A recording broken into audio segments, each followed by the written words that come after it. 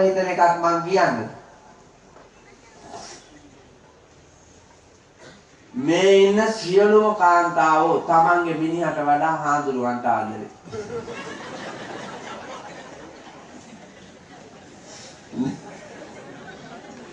පිරිමි කොහොම හිතේ තියාගෙන හිටියන්නේ හාඳුනේ මයි ගෑණි නම් එහෙම නෑ. ඕම නෙමෙයි කීයෙන් කීයයි කිව්වත් මම ඔප්පු කරලා පෙන්නනවා. මිනිහට වඩා ආදරේ කියන. කොහොමද හාඳුනේ එහෙම කියන්නේ? මම උදාහරණයක් කියන්නේ. පින්නතේ රත්නපුරේ මිනිහෙක් අහිංසක මිනිහෙක්. නම් හරිය අහිංසකයි. අහිංසක මිනිසෙක් වැඩට යනවා. කම්කරුයි. වැඩට ගියාම යාට 1500ක් විතර හම්බ වෙනවා.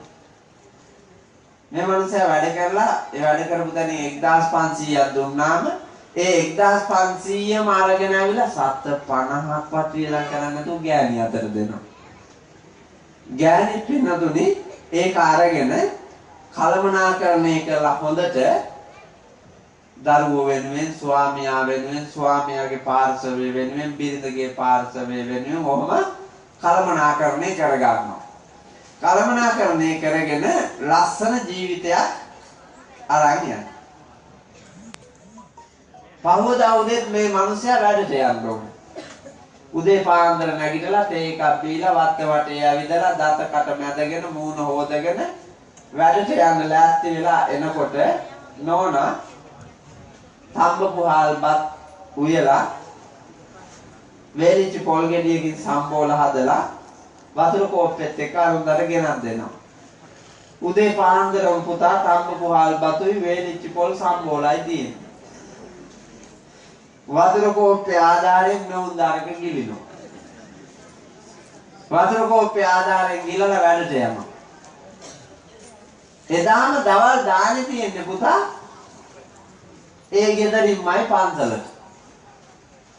මෙවුන්දා කලින් දවසේ පොලොස් ගෙඩියක් උයලා තෙල් පෑදෙන්නේ ඒක දුම්මැස්ස උඩ තියෙන්නේ ලොක්කා දැක්කෙත් නෑ. පොලොස් ගෙඩියක් උයලා දුම්මැස්ස උඩ තියලා රතු බත් තියුවා. ආඳුරවන්න ටිකක් දී වැඩියා ගතිය වාගලු කියලා රතු බත් උයලා ගමෙන් භාගයකට සුවඳ දැනිලා කුලප්පු වෙන තාලෙට කරෝල කෑල්ලකුත් බැද්දා. පොලොස් වේලා කරෝල බැදලා කොළ මැල්ලුමක් හදලා ගිලින්න අමාරු හින්දා කිරි හොද්දක් හදුවා පුතා උඹලකට ඔබලා. මේ සියල්ලම අතුරලා පෙට්ටියකට ඉසේ තියාගෙන පන්සලට ගිහිල්ලා පාත්‍රය අරගෙන ඒකේ අග්‍ර භාගයේ බුද්ධ පූජාවට තියලා සෙසු භාගයේහි අග්‍ර කොටස ලොකු හාමුදුරුවන්ට කියලා පාත්‍රයට අරලා මෙහෙම දෑතින් ධනෙහිසෙන් ඉඳගෙන පූජා කරලා පසඟ තියලා වඳිනවා. ඔබ වහන්සේ ආයු වර්ණ සප බල ප්‍රඥා වඩා සසුන් වැඩ වඩමින් අපටද සසර දුක් නිවන්නට අනුශාසනා කරත්වා කියන හැඟීමෙන් මිනිහට මොනවාද? පොල් සම්බෝලයි බතුයි. පන්සලට මොනවාද? පොලොස් සම්බෝලයි කරවල කිරිවත්දයි මැල්ලුමයි බතුයි. හැබැයි දැන් මිනිහා වැඩ ඇරිලා එනවා. වැඩ ඇරිලා ඇවිල්ලා මිනිහට මගදී මතක් වෙනවා පන්සලට දාන්නේ අද කියලා. ආපු ගමන්ම මේ අද නේද දාන්නේ? දාන්නේ දුන්නා. අමුසෙට 100 නැතුවට මං දාන්නේ දුන්නා. මොනවද දුන්නේ? පොලොස් සම්බුලුයි, කිරි හොදි, කොළ මැල්ලුමයි, කරවල බැලුමයි, බතුයි. බත් මොනවද හැදේ? රතු බත් හැදේ. හොඳයි හොඳයි. සාදු සාදු. අර මිනිස්සයා පුතා හදවතින්ම සාදු කියනවා. හාමුදුරුවන්ට මොක දුන්නත් මිනිහා බයින්නේ නැහැ. හාමුදුරුවන්ට මොනවා දුන්නත් දරුවෝ බයින්නේ නැහැ. හාමුදුරුවන්ට මොනවා දුන්නත් පුතා හතර වර්ගයකම දෙමව්පියෝ බයින්නේ නැහැ. මම මේක කිව්වේ අය දන්නවා. තමන්ගේ මිනිහටත් නොදී, තමන්ගේ ගෑණිටත් නොදී, තමන්ගේ දෙමව්පියන්ටත් නොදී, තමන්ගේ දරුවන්ටත් නොදී, පුඤ්ඤක්කෙත්තං අනුත්තරං උත්තරීතරම පින්කෙත කියලා පුතා ඔය දුක් විඳින හැම මිනිහෙක්ම අපිට පූජා කරනවා. ඒක වරදලා හැබැයි ඒක වරදලා ගියේ නැත්තම් හරි පාරේ ගිහියන්ට කලියෙන් අපායට යන්නේ හාමුදුරුවෝ. ඒක හැම භූමිකාවකටම පොදු. ගෙදර තාත්තටත් එහෙමයි, ගෙදර අම්මටත් එහෙමයි. ඒගොල්ලොන්ට අපිටත් වඩා ගෞරව නාමයක් තියෙනවානේ ගෙදර බුදුන්නේ. ගෙදර බුදු. එතකොට ඒ බුද්ධත්වයේ කියන උත්තරීතර ගේ ඇතුලේ পদවිය ලබාපු ඔබ තමන්ගේ දරු පවුල ඉදිරියේ පින්වන්ත උනේ නැත්නම් හතර මහා පායේ උපදින්නේ ඔබ අර කරපු අපරාධේ. ඉතින් ඔබ හිතනවා දරුවන්ට කන්න දුන්නා බොන්න දුන්නා ඒ ඇති. හැබැයි වැරදි ආදර්ශයන් දීලා තිබ්බොත් ඒ අපරාධයට කර්මයක් ඔබම විඳින්න ඕන. ඒ හින්දා පින්වතුනි එකතැන පල් වෙන ලගින කැත ගති වලින් අත මිදලා පින්වත් ගමනක් යන්න මහන්සි ගන්න. ලෝකේ යන තාලෙට නෙමෙයි අපි අපට ඕන තාලෙට, අපේ ජාතිකත්වයට ඕන තාලෙට, ආගම දහමට ඕන තාලෙට, සංස්කෘතියට ඕන තාලෙට, මානව ගති ලක්ෂණ වලට උචිත තාලෙට අපි හැදෙන්න ඕන. දැන් ඒක නෑ. රාගිකයි කෙලස් බරයි මේ සමාජය ඇතුලේ පරසිරිත් ගොඩක් පුරුදු කරගෙන අපි වින්දනය කරන්න හදනවා. අර අතීතයේ ලියාපු පොත්පත් ටික ඇර අපිට මොනවද පුතා තියෙන්නේ? මොකවත් නෑ හඳු. දැනට අවුරුදු 10 ගානකට එහාදී ලියපු 550 ජාතක පොත, සද්ධර්ම සාගරේ, සද්ධර්ම රත්නාවලිය, සද්ධර්ම රත් අලංකාරේ, සද්ධර්ම ප්‍රදීපිකාව, රසවාහිනී, බුදු ගුණ අලංකාරේ, ලෝවැඩ සංගරාව, සුභාසිතේ, වදංකයි පොත, ගණ දෙවි හැල්ල, සිරිත් මල් දම, බුද්ධ ගද්ජේ, සකස් කළේ, බුත් සරණ, අමාවතුර, කවුසිලුමින, මුව දෙව්දාවත, සස දෙව්දාවත, යසෝදරාවත, සලනීනි සංදේශේ, ගිරා සංදේශේ, පරවි සංදේශේ, හංස සංදේශේ, කෝල් සංදේශේ, කහකුරුළු සංදේශේ, වටුකුරුළු සංදේශේ, ගජගාවන්නම, තුරගාවන්නම, නයියදිවන්නම, මුසලදිවන්නම, හනුමාවන්නම, උකුසාවන්නම, වෛරෝඩිවන්නම, මේ වන්නන් 18. මේ ලියාපු පොත් ඇර ඔය විශ්වවිද්‍යාල වලින්, විද්‍යාපීඨ වලින්, අධ්‍යාපන නිකේතන වලින්, පාඨමාලා වලින් එළියට බහලා එකෙක් ලියපු එකක් කියමු බලන්න. නෑනේ පුතා. මොකක්වත් එකතන පල් වෙන ලගින අධ්‍යාපනයක් නෙමෙයිද තියෙන්නේ. අධ්‍යාපනඥයෝ හිටියා. ඔය පුම්බාගෙන කෑ ගහන එක ඇමතිවරේ නිසි අධ්‍යාපනික ක්‍රමවේදයක් හැදුවා. ලෞතර තථාගත අමාමෑණී බුදුරජාණන් වහන්සේගේ දර්ශනයට අනුව පෙදෙන් බුදුසිරිතෙන් පුදා ගමයි පන්සලයි වැවයි දාගබයි කියන සංස්කෘතික තේමාව යටතේ ගොඩනැගූ විහාරයේ කේන්ද්‍ර කරගත්ත බෞද්ධ දර්ශනයේ කේන්ද්‍ර කරගත්ත අධ්‍යාපන ක්‍රමයකින් ලංකාව නිර්මාණය කෙරුවා. ඒ උත්තරීතර ශ්‍රී ලංකාව තමයි පින්නතුනේ ලෝකේ ජය ගන්න. ලෝකයේ උතුම් රට ශ්‍රී ලංකාව. ඉන්දිය සාගරයේ මුතු ඇටේ ශ්‍රී ලංකාව. බුදුන්ගේ දේශයේ ශ්‍රී ලංකාව. පෙරදිග ධාන්‍යාගාරයේ ශ්‍රී ලංකාව කියන විරුදාවලින් රසකින් පූජනීයත්වයට පත් වෙච්චි අපේ රට ගොඩ නැගුණේ. නමුත් ඒවා දැන් නෑ ඉතුරු වෙලා. විනාශ වෙලා. ඒකට හේතුව තුනේ සැප දෙන්න ගියා.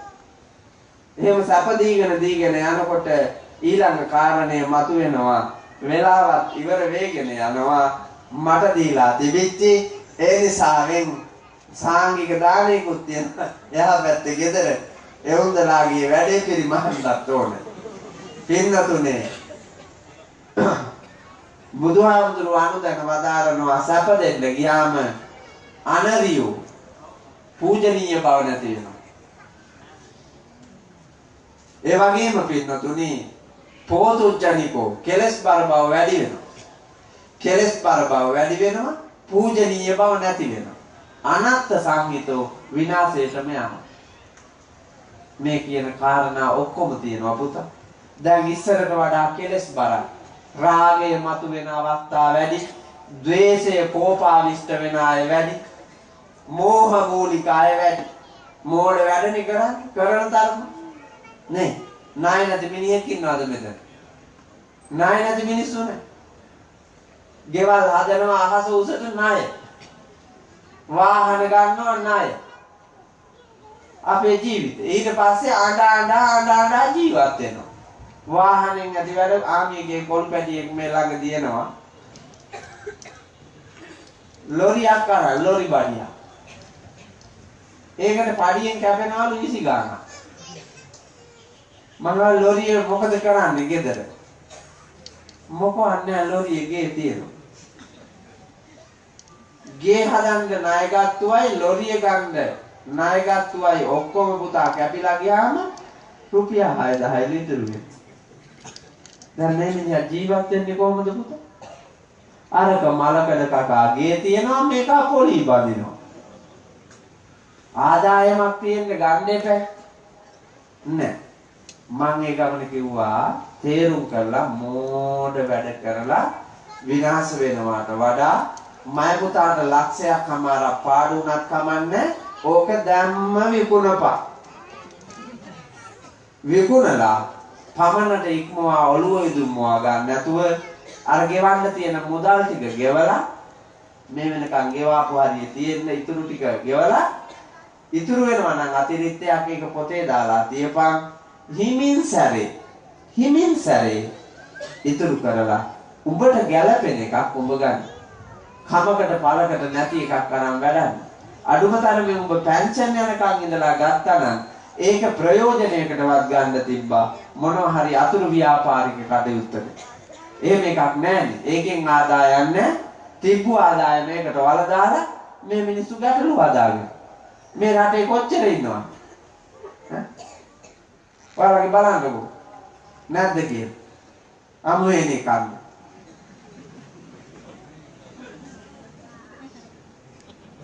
ඔක්කොම නෑ නැති මිනිහෙක් නෑ. හඳුන්නේ මන්න නෑ සතයක්වත් කියලා කවුරු හරි කියයිද?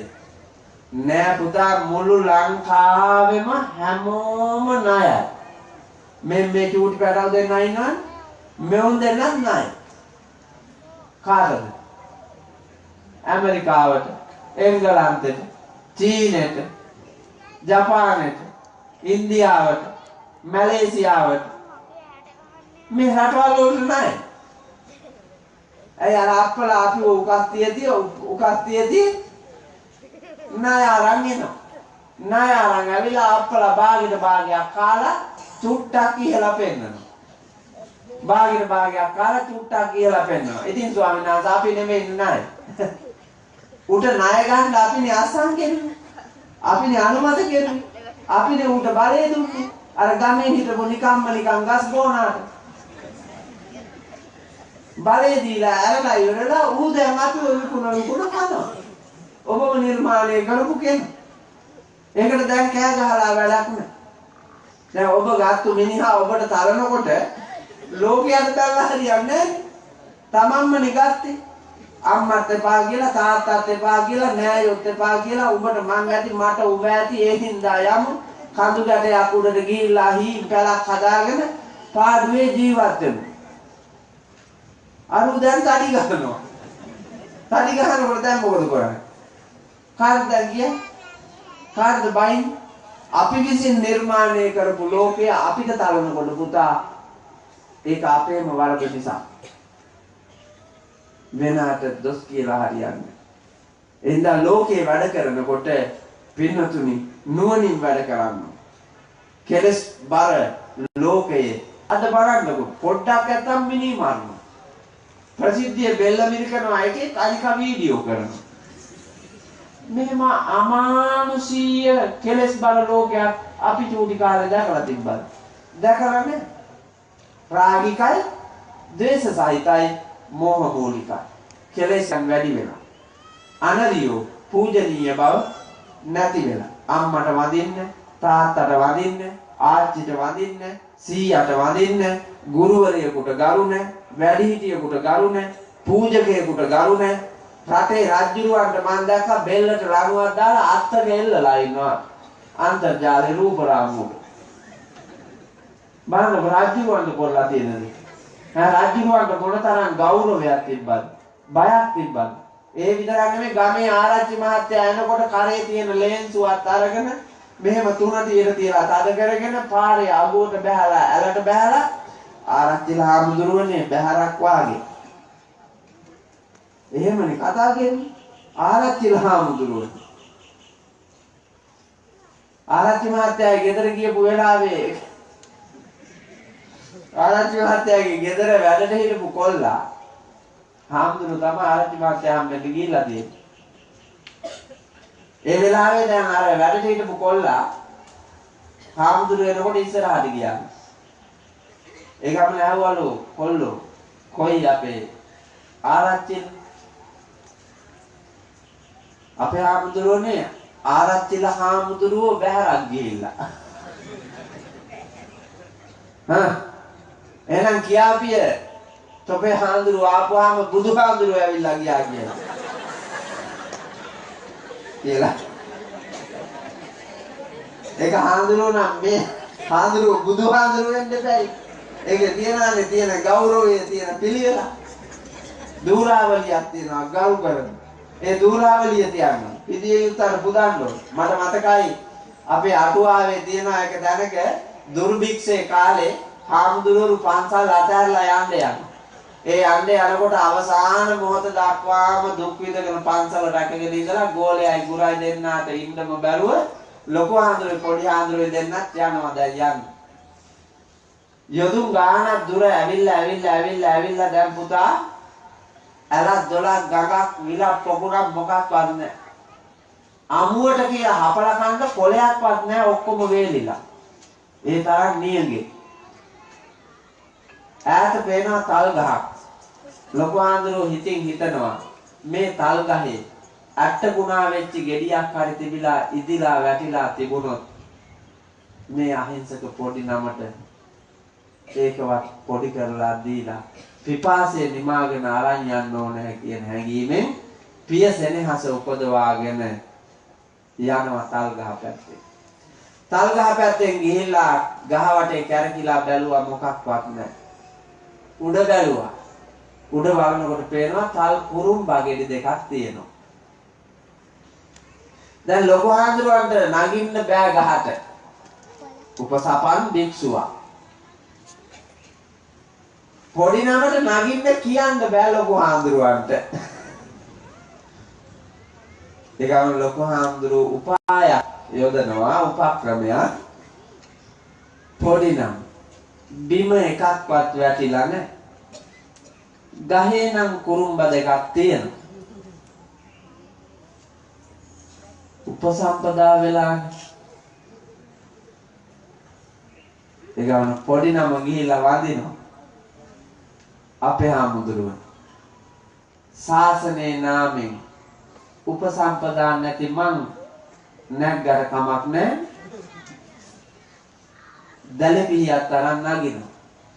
නැගලා අර තල් පිටි අතරින් හීරි උඩට ගිහිල්ලා තල් කුරුම්බගෙඩි දෙක කඩලා බිම දාලා පිහිය බිම දාලා ලොකු හාමුදුරුවෝ හදවතේ ගැස්මෙන් පින්නතුනේ පුංචි හාමුදුරුවෝ බිමට බහිනකොට තල් කුරුම්බයක් කපලා ඉස්සරෝ මේක දෙනවා. පොඩි හාමුදුරුවෝ දෑතින්ම අරගෙන දන ගහන. ලොකු හාමුදුරුවෝ ගාව දන ගහලා ආපහු ලොකු හාමුදුරුවන්ට පූජා කරනවා. ලෝතුරා බුදු අමාමෑණියන් වහන්සේගේ සම්බුදු සසුනේ සංඝ පෙළ පිළිවෙතක් අපේ හාමුදුරුවනේ තියෙනවා. නොකා නොබී මැරී ගියත් ඒ සංඝ පෙළ පිළිවෙත තැබිය යුතුයි කියලා මේක ඔබ වහන්සේ පිළිගනිත්වා කියලා කියනවා. ලොකු හාමුදුරුවෝ ඊට පස්සේ ගාන ගන්නවා. පැත්තකින් තියලා පොඩි නමටත් එකක් කපලා දෙනවා. සංඝ පෙළ පිළිවෙතට ගරු තියෙනවා පුතා. අපේ ශාසනික පැවතුම් තිබ්බේ.